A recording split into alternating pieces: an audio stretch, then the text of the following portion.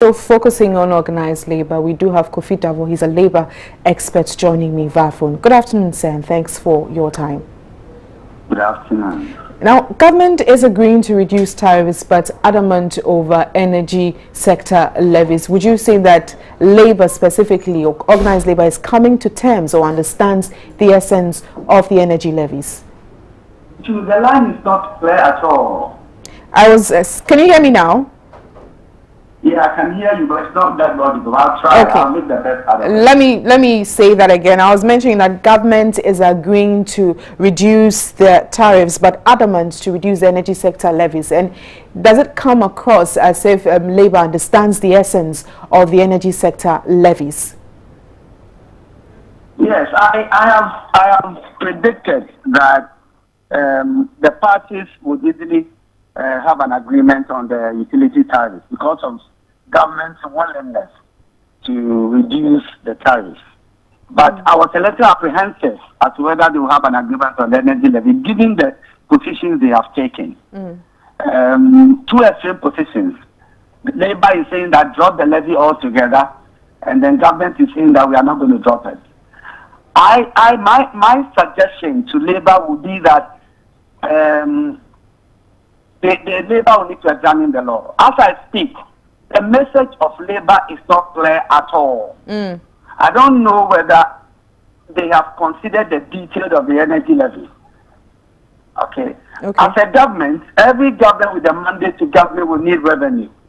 So it is going to be very difficult for government to drop that position. My suggestion to Labour is to examine the energy bill law critically and ensure that the accountability clauses in it are very effective, so that we don't have money collected by government and misappropriated. That's the core of the problem. But to say that government should not impose the levy at all, for me, would be a difficult thing for them to achieve. And they need to review that position. Okay. My position would be for them to examine the law and ensure that it's so tightened to avoid leakages and misappropriation.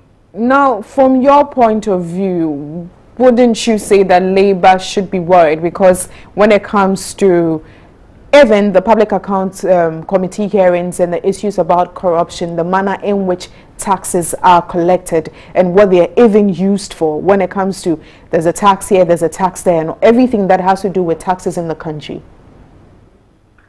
Yeah, so that's my concern.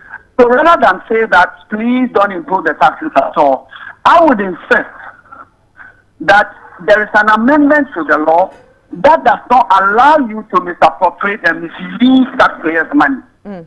Because that is the bane of our governance in this country. So if Labour would insist that fine, we have some reservations about the imposition of taxes, it's creating some more hardships for us. But then these are the conditions under which we are going to allow you to impose these taxes. Because we've not been happy about the Auditor General's report.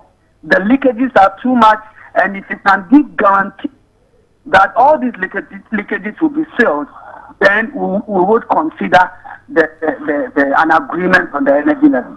Okay. That's the way I would have approached it. Before I let you go, government has also indicated and accepted the principle to cushion industry in line with the transformation agenda of the president and therefore AGI. Now, as a Labour expert again, do you think that this is a way to go? I do not think so. I cannot accept.